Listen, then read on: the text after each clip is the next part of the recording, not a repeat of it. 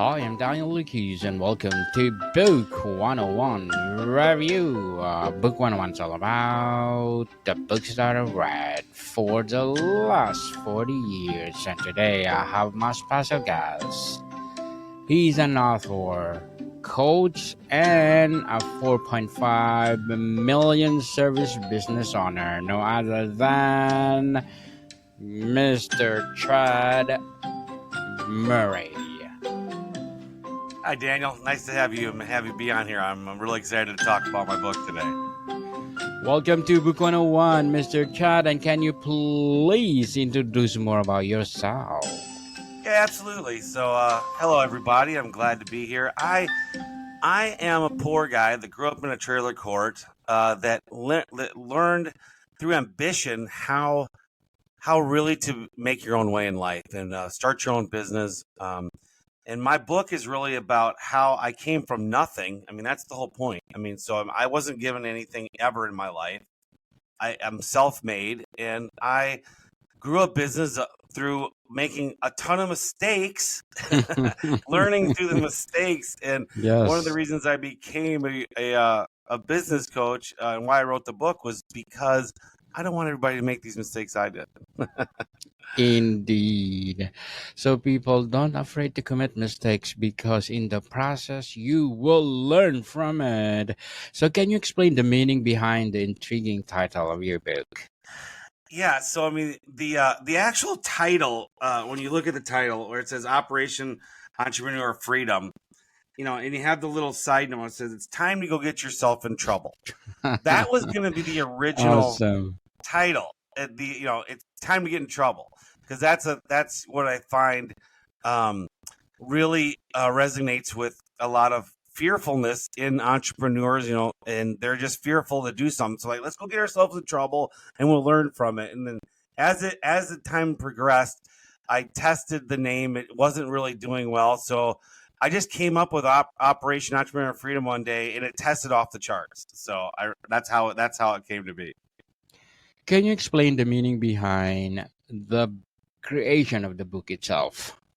Yeah. So, I mean, as I was running in my business and as everything was happening, I started to video or record, not video, but I started documenting by recording my voice about what had happened to me. And I started having this big, long log of my experiences, kind of like a video, I mean, like a recording diary of everything that I was doing right and wrong. And eventually it got to be so much. It's like, and I had the intention of maybe building a book out of it, but finally I got to the point where I got a book here, and I wanted to help people because I want them to learn from my mistakes. Because if I made these mistakes and you're starting a business, you're probably going to make a lot of these similar mistakes. So I want people to jump over the mistakes, learn from them, so they can get to 5, 10 million way faster than me.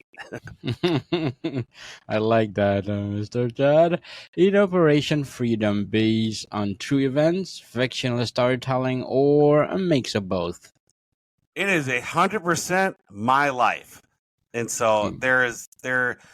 I don't think there's any exaggerations. Now I was told by my brother I got a couple years wrong, but other than that, when he read my book, he said that Yes. didn't happen that year, or and then my aunt said there was a little difference in one of the stories that she remembered, but for the most part, it's a truthful book about my life, and I start the book actually, you know. I had a ghostwriter help me write it because I'm very highly dyslexic, so I can talk a lot, but I'm not a good writer.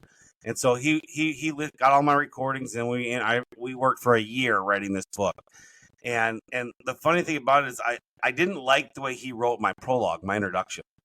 And I was on a plane to go visit a buddy of mine in California, and he was used to be a business coach of a client of mine, and we become really close friends. And he now has like a $12 million business that when we started, I helped him, really grow it, and we've just become real close. I went to visit him, and I thought it just came to me like God gave me a voice to write the prologue. So I wrote the prologue on the way to him about my two grandpas, and it's a really good opening, I feel, to the book. Mm. Interesting indeed, Mr. Chad. And what does getting into trouble symbolize in the journey of characters? Well, if you don't take a risk, if you're always going to sit there and have analysis paralysis and think about stuff, you're never going to really find out if you can do it. And you're going to keep thinking about stuff all the time. So the idea is to get yourself in your mindset of, I'm going to get myself in trouble. I'm going to work through this. And then that's kind of the motto of how I coach. And so you can take a better calculated risk as you start getting some wisdom and making some mistakes. But sometimes you just got to do some dumb mistakes. You just got to do it. And and I hope in the book that I teach you to make less dumb mistakes. But let's face it, you're going to make them. So go get yourself in trouble. Interesting caption, Mr. Chad. Interesting. How would you describe the overall tone of the book? Adventurous, rebellious, or humorous? Oh, I don't know. It's definitely adventurous. It's definitely my life and some crazy stuff that I've done. It's. I hope it's entertaining for everybody because it is. It does start, when I'm a kid with my entrepreneur shoveling snow, at 7, 8 years old, and it's, as I grew up in the teenager years, and then when I finally went through the Army National Guard, then the Marine Corps, went to school, and then just couldn't work for other people. And so, not that I couldn't, I didn't want to. And then I started up my businesses and just started going from there. What kind of trouble do you face, and how does it shape your growth? Good question. I mean, a lot of the trouble is you just don't know what you're getting into, right? You don't know what you Yes. don't know, right? And so what do you do is you fake it till you make it. And a lot of times when people are on that fake it to make it journey, you're going to make some really bad mistakes, right? And so, which honestly is okay, but that's what the book's for. If you read the book, hopefully you won't make some of these dumb mistakes that I did. That because I put some thought into it, and a lot of these dumb mistakes I've coached other people to not make. They were on the path to making the same really big bad mistakes and stuff like that. So I'll give you an example. Even though the internet's out there, a lot of companies don't exactly know how to pay their employees. Like, what's the actual pay Yes. system or structure? And I don't mean like how do you pay them, like how do you physically give them their check, but they don't know the Department of Labor laws. And I'm not going to get all lawy on here and attorney like type of stuff, but you got to know some core things of how to pay your person if they're going to be salary, if you're going to pay them hourly, are they going to be management? These three categories you have to define in your business. And then there's a structure way to pay each one. Now, there are options that you can pay them that way. I got that wrong and I got sued. It cost me about $250,000. Mhm. So, someone to know, okay, these are an hourly employee, they're under people, I'm going to pay them. Let's just say you decide to pay them commission. Well, if they're doing work, you still got to pay them overtime. And a lot of people don't realize that. They think, well, no, I'm paying them commission. Well, guess what? You still have to track their hours. And I had to learn that the hard way. I got myself in trouble. And by the way, I was always trying to figure out how to do it. Like, you can't. It is so badly spelled out on the internet and through the DOL how to pay people. You really have to find someone to tell you how to do it right, because you're going to do it wrong. There's so many big companies get overtime lawsuits and stuff like that because they even have attorneys trying to interpret the law. But when you're smaller, you got to know. Hopefully, at some point in time, and from the start is desirable. Is okay. This is an hourly person. I'm going to pay him hourly, and he's going to get overtime. This is a manager. I can work him to death, and I don't have to pay him overtime. But he had better manage two people, and he better be making $762 more a month, or a week. So these are all these little quirky little laws. So yeah, that's just a good example. At least you learn from your mistake, Mr. Chad. And congratulations for sharing your knowledge to the world. Very well said. And what or was there a personal experience that influenced part of the story or I most think of it? Yeah, I mean, I don't know about most of it, but one of my stories that I like to tell a lot is when I was in the basic training. So this is before I even started business, and so I had been an entrepreneur, had a few little side job type stuff, as a teenager and all that, and then as an adolescent shoveling snow. But you don't really people don't realize leaders are not born. That is a myth. Leaders are come out of chaos. They come out of situations that happen that made them become a leader. And I have a story in the book about how I went from the ranks in basic training of the Army, from literally going into week 4, and the drill instructors didn't even know who I was. Literally asked me if I was in their unit, and of course I had been the whole time because I just did everything right. I just was doing everything right. Well, then I got promoted up to a squad leader, which was really cool, and then I ended up losing the squad leader position because I had some hidden tobacco and it got found. And I owned up to it, and they thought I was lying, just taking it for everything. So they never believed it was me, but they had to punish me. So I had to go do KP the next day, which is kitchen patrol, which was fine with me. It was a good day to do kitchen patrol because we were marching 15 miles and I got out of the march, which was great. But anyway, so as soon as I came back off of kitchen patrol, they had marched out to what's called bivouac, going out in the field for a week, in the tents with a battle buddy and all that kind of stuff with your squad and platoon.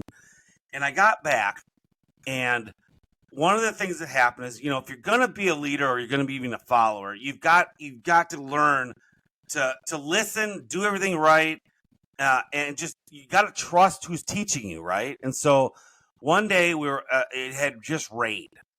It was like the next day or so. Now, at this time, I'm not a squad leader anymore. I'm just a normal guy, normal private there. And we come up to this big puddle, and our drill sergeant, later I was in the Marine Corps. That's another story of the book. But anyway, we get to this puddle. Now, drill instructors are dressed, pressed, nice. And one of their mottos is I would never do anything, never tell you to do something that I wouldn't do. Mm. And he looks at that puddle and goes, "Everybody jump in." And then he jumps in. And he's just kind of like in a movie, in this puddle and mud and everything else. And nobody jumped in, not one soul but me. I was the only person that jumped in. And he looks around, he sees Private Murray, and he starts going crazy on everybody. Get in here and all that kind of stuff. When we get done, he forms up a formation. We're like, just like a movie. We're soaking wet, muddy, all in formation. And he yells out, "Private Murray, come here." And I go out in front of him, and he yells to another, who's my squad leader. My squad leader, come here. He rips off the stripes off of the squad leader, tells him to go away, and he gives them to me and says, "You're now the squad leader." And so then that happens, and then it wasn't a day or two later I became platoon leader, and the rest of the whole time, the next 4 weeks, I graduated as a platoon guide, which, by the way, is nearly impossible to do when you're there. So you graduate with the honors of being a platoon guide, which you don't get any more pay or anything, but I did, and I got told by when we were graduating. I got brought in the office with all the squad leaders. The drill instructors, drill sergeants. They put me in a room that day of graduation, and they said, "You're the only one that's ever gone 4 weeks as a platoon guide that we've ever had." Pretty cool. And why did I make it like that? Good leadership. I was given tasks. I delegated correctly, and I really learned how to be a leader from that day forward. And it really carried me on to really build a business because I used that same kind of that same type of mindset when I would hire people, and it really did work. Congratulations, Mr. Todd, for being a leader. How do you define true freedom in the context of Operation Freedom? Great. So when building a business, you don't want to build a job, right? You do not want to build a job for yourself. And so when you're building a business, you want to build that business to where it doesn't rely on you. And that can mean many things. That could mean that you're not the one opening the doors. That could mean you can go on vacation for a long time and the business still operates. Or it could mean you're like me, where I don't even have an office at my service business. I don't work there. Now, I still do help hire the sales guys, and I do 2 sales meetings a week. but I don't have an office there. I do it through Zoom. They all have to show up on Tuesdays, and I show up on Thursdays. But that's what I'm saying. You got to get the business to where it doesn't rely on you. And so that is a very hard thing for service businesses. And by the way, I can coach anybody. And I specialize in service businesses, painters, landscapers, chimney sweeps, window washers, maid services, all the home services type stuff. But I've also coached an attorney. I've coached a pharmacist. So I've coached many things outside of the service industry because running a business is the same. And so, but the freedom of it, I mean, my attorney I coached, he didn't want to be in court anymore. He wanted to literally show up, collect the money, hire, look at some cases, and leave. So we coached him into that. I coached him for 6 months.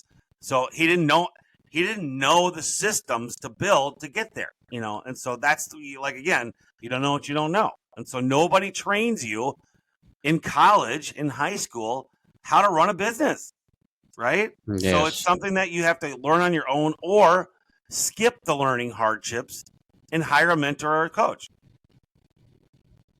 Totally agree with you, Mr. Chad.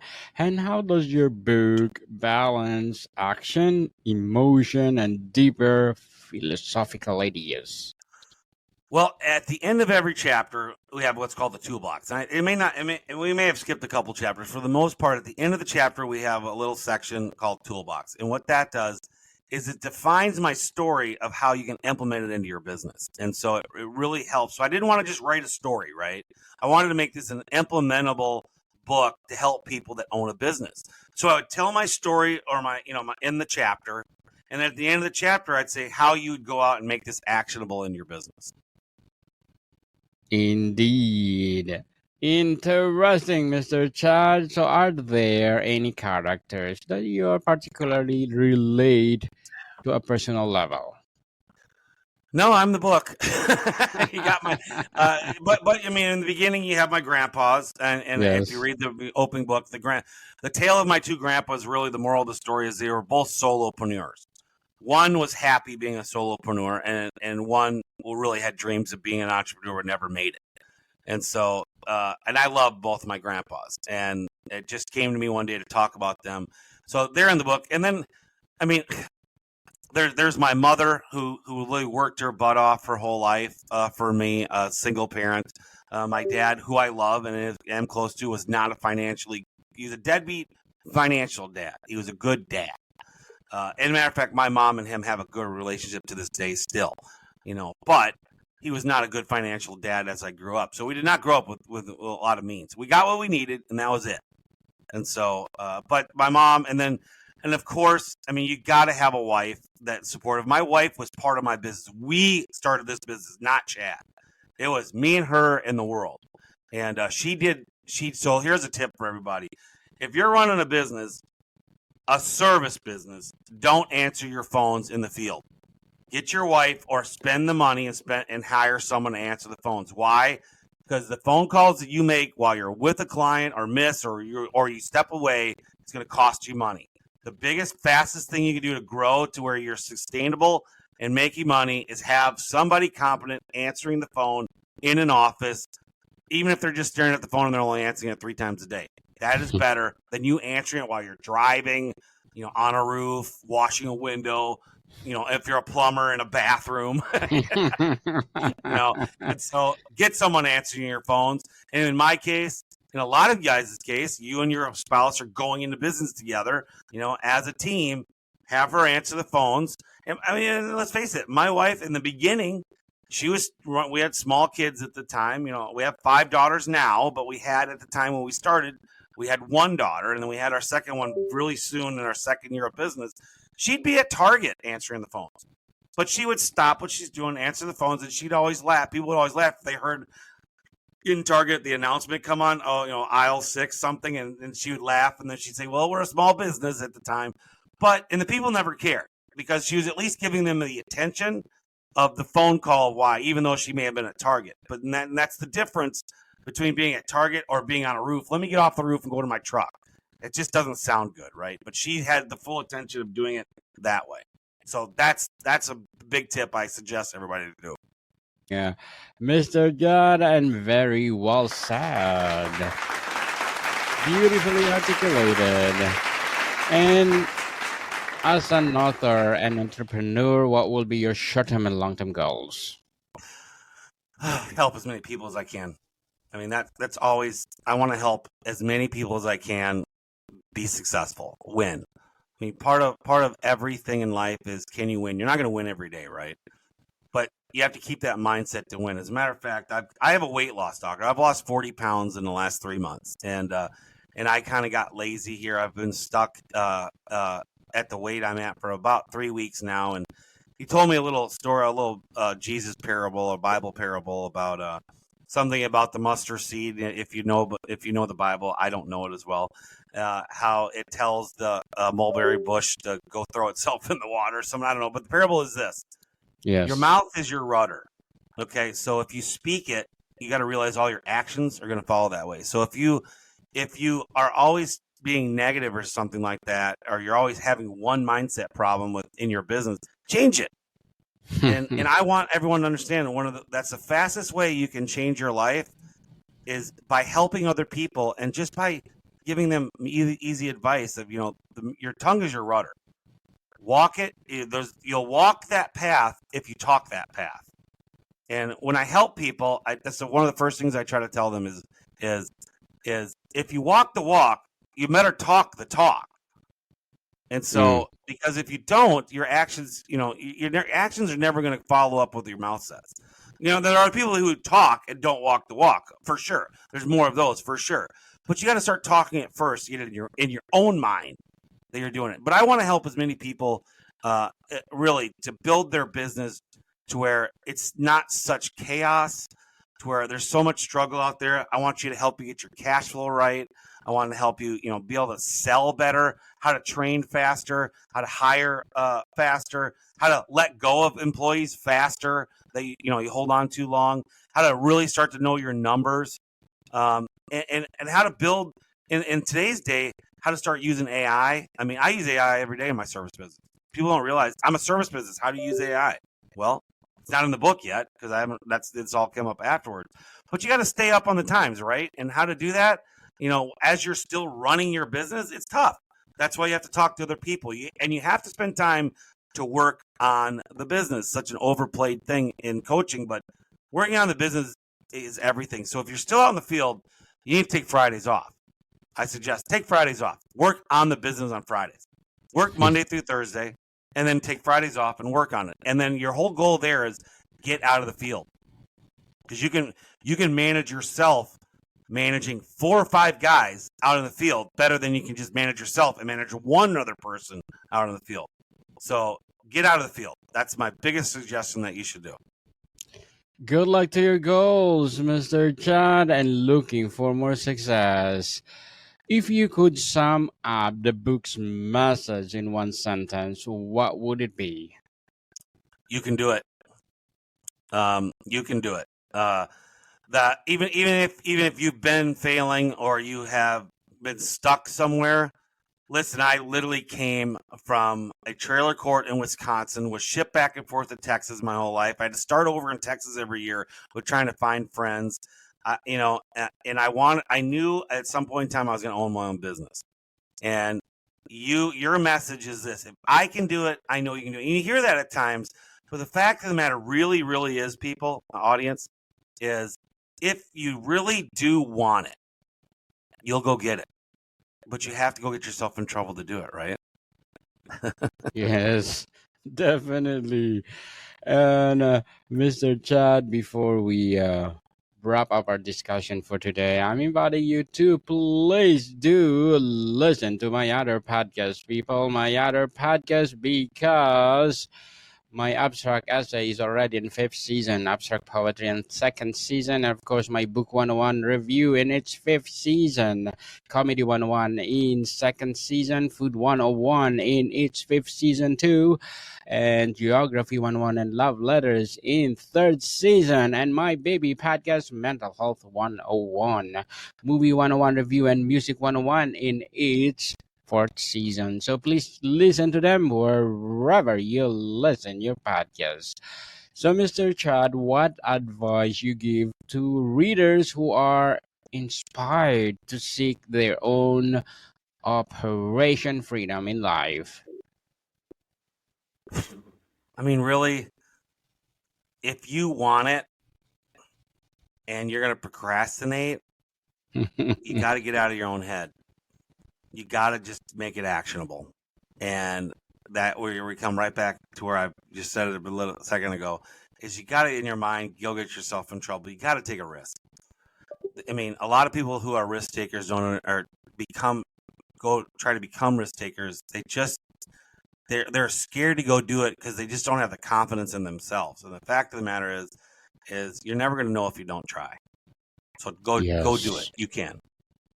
Do it and try until you succeed. Mr. Chad Murray, thank you so much for sharing your book to the world, as well as being a coach and, of course, entrepreneur. So can you please invite our listeners to support all your projects in life? Yes, so if you're interested in having me coach you, go to www, and you have to use the W's for some reason. Yes. .chadmurray.biz. And that's CHADMURRAY.biz. You know, you can also go on Amazon and get my book. You just gotta go ahead and just search for Operation Entrepreneur Freedom. And of course, please leave me a review. Yes. We need that, people. Review. And Mr. Chad Murray, thank you so much for your time. And people, let's support Mr. Chad, because if you support him, more and more and more empowering books to come, more and more empowering coaching to come, and for sure, more empowering business to come. So, Mr. Chad, thank you so much for your time. Thank you, Daniel. Welcome, people. See you soon.